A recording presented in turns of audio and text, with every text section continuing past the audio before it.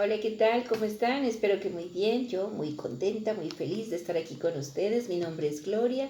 Yo soy comunicóloga, me apasiona la lectura, pero más leerles a ustedes. Recuerden que aquí estamos leyendo El mundo de Sofía, una novela sobre la historia de la filosofía de Justin Gardner. Está muy interesante. Ayer nos quedamos en que...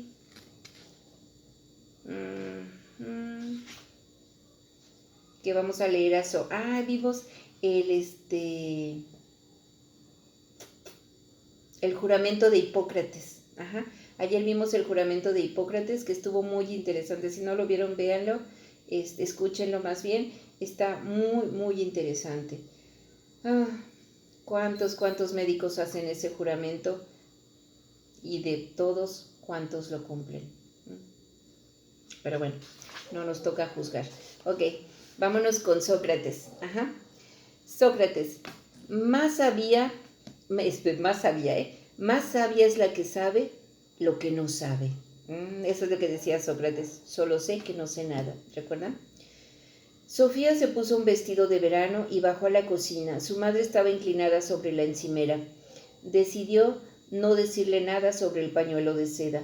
¿Has recogido el periódico? Se le escapó a Sofía. La madre se volvió hacia ella. ¿Me haces el favor de recogerlo tú? Sofía se fue corriendo al jardín y se inclinó sobre el buzón verde. Solamente un periódico. Era pronto para esperar respuesta a su carta. En la portada del periódico leyó unas líneas sobre los cascos azules de las Naciones Unidas en el Líbano. ¿Los cascos azules? ¿No era lo que ponían en el sello de la postal del padre de Hilde?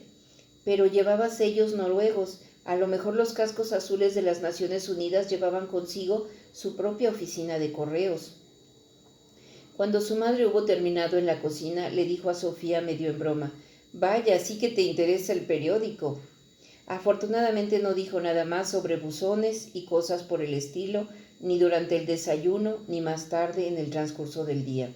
Cuando se fue a hacer la compra, Sofía cogió la carta sobre la fe en el destino y se la llevó al callejón. El corazón le dio un vuelco cuando de repente vio un sobrecito blanco junto a la caja que contenía las cartas del profesor de filosofía. Sofía estaba segura de que no la había dejado allí. También este sobre estaba como mojado por los bordes y tenía exactamente como el anterior un par de profundas incisiones. ¿Había estado ahí el profesor de filosofía? ¿Conocía su escondite más secreto? Pero, ¿por qué estaban mojados los sobres? Sofía daba vueltas a todas esas preguntas. Abrió el sobre y leyó la nota. Querida Sofía, he leído tu carta con gran interés y también con un poco de pesar, ya que tendré que desilusionarte respecto a de las visitas para tomar café y esas cosas. Un día nos conoceremos, pero pasará bastante tiempo hasta que pueda aparecer por tu calle.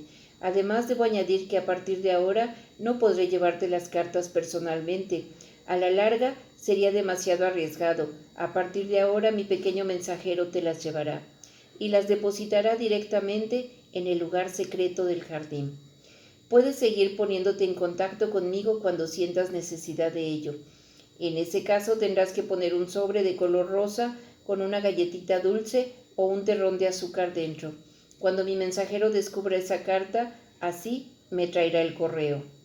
Postdata, no es muy agradable tener que rechazar tu invitación a tomar café, pero a veces resulta totalmente necesario.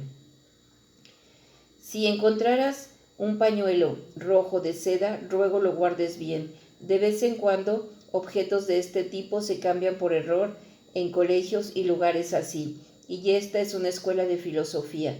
Saludos, Alberto Kane. Alberto Knox, perdón. Sofía tenía 14 años y en el transcurso de su vida había recibido unas cuantas cartas por Navidad, su cumpleaños y fechas parecidas, pero esta carta era la más curiosa que había recibido jamás. No llevaba ningún sello, ni siquiera había sido metida en el buzón. Esta carta había sido llevada directamente al lugar secretísimo de Sofía dentro del viejo texto. También resultaba curioso que la carta se hubiera mojado ese día en un día tan primaveral tan seco. Lo más raro de todo era, desde luego, el pañuelo de seda. El profesor de filosofía también tenía otro alumno, Vale, y ese otro alumno había perdido un pañuelo rojo de seda, vale, pero ¿cómo había podido perder el pañuelo debajo de la cama de Sofía? ¿Y Alberto Knox no era ese un nombre muy extraño? Con esta carta se confirmaba al menos que existía una conexión entre el profesor de filosofía y Hilda Müller-Nagg. Pero lo que resultaba completamente incomprensible era que también el padre de Hilda hubiera confundido las direcciones. Sofía se quedó sentada un largo rato meditando sobre la relación que pudiera haber entre Hilda y ella. Al final suspiró resignada. El profesor de filosofía había escrito que un día le conocería. ¿Conocería a Hilda también? Dio vuelta a la hoja y descubrió que había también algunas frases escritas al dorso. ¿Existe un pudor natural? Más sabia es más sabia es la que sabe que no sabe. La verdadera comprensión viene de dentro. Quien sabe lo que es correcto, también hará lo correcto. ¿Qué tal? Sofía comprendió que las frases cortas que venían en el sobre blanco la iban a preparar para el próximo sobre grande que llegaría muy poco tiempo después. Se le ocurrió una cosa: si el mensajero iba a depositar el sobre ahí, en el callejón, podía simplemente ponerse a esperarle. O sería ella, en ese caso, se agarraría a esa persona hasta que él o ella le contara algo más del filósofo. En la carta ponía además que el mensajero era pequeño. ¿Se trataría de un niño? ¿Existe un pudor natural? Sofía sabía que pudor es una palabra anticuada que significaba timidez. Por ejemplo, sentir pudor porque alguien te vea desnudo. Pero ¿era en realidad natural sentirse intimidado por algo? Decir que algo es natural significa que es algo aplicable a la mayoría de las personas. Pero en muchas partes del mundo era natural ir desnudo. Entonces, ¿era la sociedad la que decidía lo que se podía y lo que no se podía hacer? Cuando la abuela era joven, por ejemplo, no podía tomar el sol en topless. Pero hoy en día la mayoría opinaba que era algo natural, aunque en muchos países sigue estando terminantemente prohibido. Sofía se rascó la cabeza. ¿Era esto filosofía? Y luego la siguiente frase: más sabia es la que sabe lo que no sabe. ¿Más sabia es quién? Si lo que quería decir el filósofo era que una era consciente de que no sabía todo, era más sabia que una que sabía igual de poco, pero que sin embargo se imaginaba saber un montón, entonces no resultaba difícil estar de acuerdo. Sofía nunca había pensado en esto antes, pero cuanto más pensaba en ello, más claro le parecía que el saber lo que uno no sabe también es en realidad una forma de saber. No aguantaba esa gente tan segura de saber un montón de cosas de las que no tenía ni idea. Y luego, eso de que los verdaderos conocimientos vienen de dentro, pero ¿no vienen en algún momento todos los conocimientos desde fuera, antes de entrar en la cabeza de la gente? Por otra parte, Sofía se acordaba de situaciones en las que su madre o los profesores le habían intentado enseñar algo que ella había sido reacia a aprender. Cuando verdaderamente había aprendido algo, de alguna manera, ella había contribuido con algo. Cuando de repente había entendido algo, eso era quizá lo que llamaba comprensión. Pues sí, Sofía opinaba que se había defendido bastante bien en los primeros ejercicios, pero la siguiente afirmación era tan extraña que simplemente se echó a reír. Quien sepa lo que es correcto, también hará lo correcto. ¿Significaba eso que cuando un ladrón robaba un banco lo hacía porque no sabía que no era correcto? Sofía no lo creía, al contrario, pensaba que niños y adultos eran capaces de hacer muchas tonterías de las que a lo mejor se arrepentirían más tarde, y que precisamente lo hacían a pesar de saber que no estaba bien lo que hacían. Mientras meditaba sobre esto, oyó crujir unas hojas secas al otro lado del seto que daba al gran bosque. ¿Sería acaso el mensajero? Sofía tuvo la sensación de que su corazón daba un salto, pero aún tuvo más miedo al oír que lo que se acercaba respiraba como un animal. De repente vio un gran perro que había conseguido meterse en el callejón desde el bosque. Tenía que ser un labrador.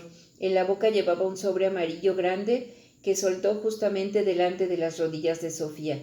Todo sucedió con tanta rapidez que Sofía no tuvo tiempo de reaccionar. En unos instantes tuvo el sobre en la mano, pero el perro se había esfumado. Cuando todo hubo pasado, reaccionó, puso las manos sobre las piernas y empezó a llorar. No sabía cuánto tiempo había permanecido así, pero al cabo de un rato volvió a levantar la vista. Con que ese era el mensajero, Sofía respiró aliviada. Esa era la razón por la que los sobres blancos siempre estaban mojados por los bordes, y ahora resultaba evidente que por qué tenían como incisiones en el papel. ¿Cómo no se le había ocurrido? Además, ahora tenía cierta lógica la orden de meter una galleta dulce o un terrón de azúcar en el sobre que ella mandaría al filósofo.